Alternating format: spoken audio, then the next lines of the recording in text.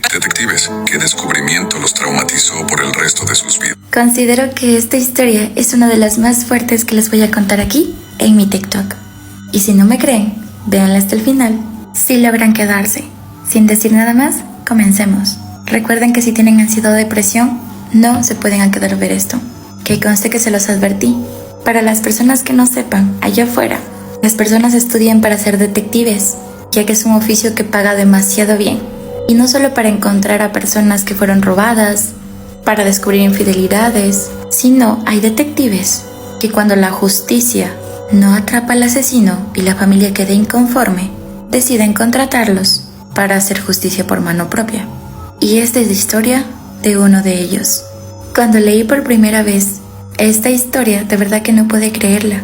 Bueno, pues hagan de cuenta que hace 6 años, un hombre llamado Marco pierde a la mujer más importante de su vida. A esta mujer la encuentran en un pantano, sin orejas, los labios y los ojos cosidos y sin la mitad de su cuerpo. Esa mujer que él perdió era su hermana. Cuando esto sucede, él no estaba en el país, trabajaba en el extranjero, pero sus padres le llaman a decir que su hermana había desaparecido y que la justicia no hizo nada. Dijo que pues iba a regresar, que tal vez se fugó con su novio. Pero la familia sabía que no había pasado eso, porque ella no era de esas chicas que se iban sin avisar. Pasan los días y él recibe la terrible noticia de que su hermana había sido encontrada de esa forma. Y lo pronto es que nunca encontraron la otra parte de su cuerpo. A raíz de eso, su madre le dio cáncer de tanto sufrimiento y su padre se volvió alcohólico. Su familia se arruinó. Todo esto en menos de un año, de verdad.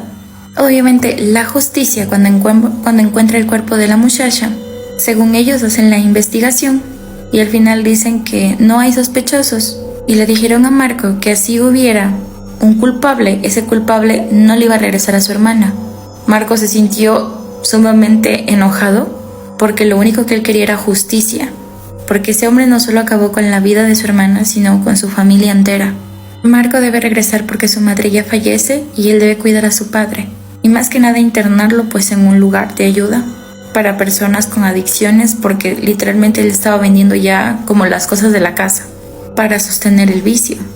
Cuando Marco regresa pues a su ciudad, que lo vio crecer, todas las personas le decían que su hermana era una buena muchacha y que es muy terrible lo que le sucedió, pero una vecina le dice: yo siempre le dije a su hermana que tenga cuidado con ese hombre. Marco le dice: ¿qué hombre? A lo que la vecina le responde que un día que ella fue a hacer como una compra en su tienda porque ella vendía ropa, recibió la llamada de un hombre que le decía que se ponga bonita para ella, para verse más tarde, y que le mandaba un poco de dinero pues para que se compre algo, y que le iba a esperar a las afueras de la ciudad, como en una parada de tren. Ella le dice que no puede salir hasta tarde porque sus padres se van a enojar, a lo que la vecina le dice que ese hombre le dijo como de manera manipuladora que si no va a poner de su parte que es mejor que terminen, porque él literalmente está atravesando una ciudad para verla. Entonces ella le dice: no, mi amor, perdóname, si tienes razón, nos vemos ahí. Cuando corta, la señora de la tienda le dice que dónde conoció a ese hombre, a lo que ella le dice: por internet. La vecina le dice: ¿es tu novio? Ella le dice: sí. Ella le da un consejo de que pues no se deje manipular porque se escuchó un poco rara la llamada. Él le dice que no se preocupe, que él es muy bueno y que muy pronto pues él iba a presentarse con sus padres. Luego compró una blusa, pagó y se fue. Marco le pregunta que si ella dio pues esta declaración a la policía, porque literalmente la señora fue la última persona que vio a su hermana con vida. Ella le dice que sí, pero que la policía no le prestó atención. La señora de la tienda le dice que ella está muy segura que ese supuesto novio fue quien le hizo eso. Así que Marco vuelve a su casa, entra al cuarto de su hermana, que los papás lo tenían como un relicario. Nadie entraba, nadie salía, porque ellos esperaban que algún día ella regresara. Pero como eso nunca pasó, decidieron cerrarlo por completo. Marco decide hablar con uno de sus amigos y él le pasa el contacto de un detective y le dice que él es muy conocido y muy bueno en lo que hace.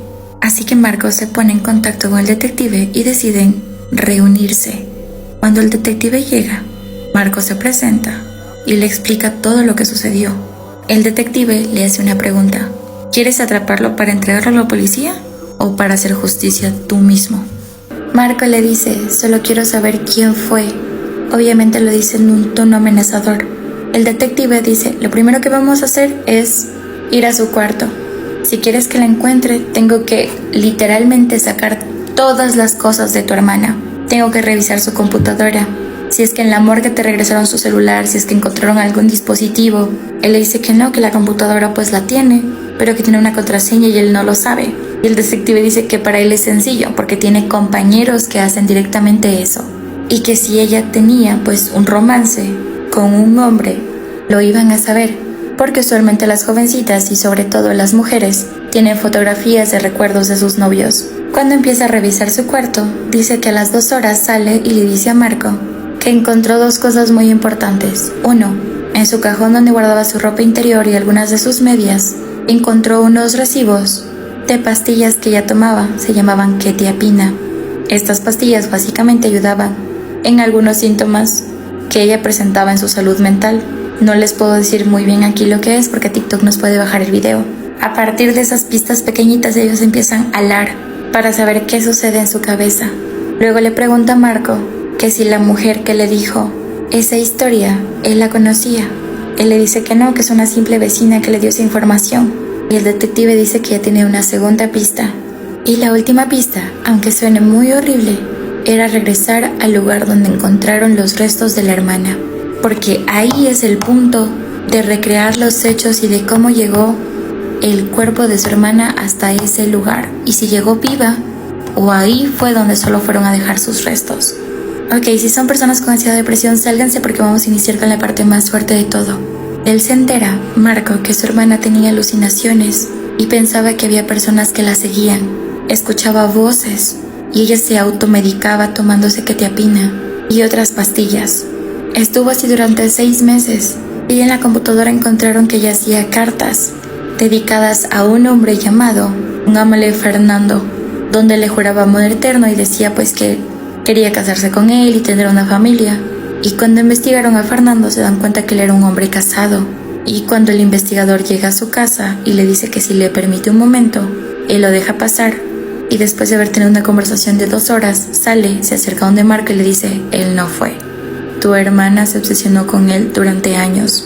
Y en esta parte hay un punto de quiebre con Marco, porque el detective le dice, lo que te voy a contar te va a romper. Porque a veces nosotros no conocemos a nuestros familiares ni cómo están luchando por dentro con ellos mismos, o a veces teniendo fantasías, porque tu hermana no es la niña que tú pensabas ni que tus padres pensaban que era inofensiva. Ella acosó a este hombre durante 1 año entero, haciéndose ilusiones, acosando a su esposa, a sus hijos. Una vez llegó a incendiar la casa de ellos, con ellos adentro y sus hijos. Fernando no levantó cargos sobre ella, porque él sabía que estaba ella psicológicamente mal. Literalmente ellos se habían conocido en un patio de comidas, donde él le cedió el paso a ella, siendo amable, y ella se obsesionó. Este hombre era el que vivía en otra ciudad. El detective, cuando regresa a la escena donde se encontró el cuerpo de su hermana, se dan cuenta que en una parte, como a unos 20 metros, había un brazalete escondido, como caído. Él lo levanta con una funda y le dice, ¿reconoces este brazalete? ¿Es de tu hermana? Él le dice, no, nosotros no teníamos tanto dinero para comprar algo así, porque se notaba que era de buena calidad. Él le dice, bueno, vamos a empezar a jalar de este cabito. Él va a una joyería y pregunta, ¿sí le pueden decir qué persona adquirió este brazalete? Porque él se lo encontró y quería devolverlo. El de la joyería le dice que es un buen hombre porque este brazalete costó como unos $19,000 y que no hay muchas versiones. Y cuando le da el nombre de la persona, ustedes se van a caer como yo para atrás. Cuando le dan el nombre al detective de la persona que es dueña del brazalete, él se queda absorto, pero no se le hace extraño. Se acerca a la boutique de ella y le empieza a preguntar por la hermana de Marco, que cómo se llevaba con ella, que cómo era. Ella se empieza a poner nerviosa y le dice que si es un interrogante debería tener pues un abogado con ella. Y él le dice no, solo es una plática casual. El detective le dice, se me hace extraño que usted haya sido la última persona que la vio viva y que diga que se encontró con un hombre. El detective alza y muestra su brazalete. Él le dice, te encontré. A lo que ella le responde, ese brazalete lo perdí hace mucho tiempo. Quizás ella me lo robó. Él se despide, sale de la tienda y decide ir a donde lo tenían recluido el papá. y le pregunta al señor que si alguna vez vio que su hija y esta señora de la boutique tuvieran algún acercamiento o fueran amigas. Este hombre le dice: sí, esa señora parecía que está enamorada de mi hija, porque siempre llegaba a la casa a preguntar cómo estaba, que si necesitaba algo para la escuela, que porque le había agarrado un cariño muy bonito, y mi hija cada vez que llegaba decía que la señora era rara. Él se acerca donde Marco y le dice, presentándole con una carpeta y con todos los archivos que tenía, de que esa señora o fue ella o mandó a alguien que le hiciera algo a su hermana. Cuando Marco y el detective deciden acercarse a la casa de la señora, se dan cuenta que ya no había nadie. Marco decide entrarse en la casa por la parte de atrás del patio. Cuando entran a la casa se dan cuenta que se desprende un olor asqueroso, era insoportable. Empiezan a ir al sótano. Ella tenía una secadora, una lavadora y un congelador, como para negocio. Ellos abren el congelador. Esta parte es fuertísima, ¿ok? Encuentran la mitad del cuerpo de su hermana. Él la reconoció por una pequeña pulserita que tenía en la pierna izquierda, que él se la había regalado hace muchos años. Y cuando se acercan a la lavadora, estaban muchos huesos, como un montículo de la palma de una mano. El detective le dice: esto es imposible de que sea de tu hermana, esto es de alguien más. Obviamente Marco llama a la policía. La policía empieza a retirar los cuerpos en descomposición, los huesos, y se dan cuenta que la señora pertenecía a una secta, donde tú para iniciar tenías que acabar con la vida de alguien. Tenías que ofrendarle las orejas de esa persona. Y esta señora llegó a este pueblo para sacrificar a esta muchacha. La eligió desde el día número 1 que la vio. Dio un nombre falso, paró un negocio con un nombre falso. Luego, cuando supo que la descubrieron, se fue. Esos huesos pertenecían a otra persona. Porque sí, aunque ustedes no lo crean, las sectas son muy peligrosas. Hasta el día de hoy la siguen buscando. Nadie conoce su verdadero nombre. Solo tienen un boceto de cómo se ve.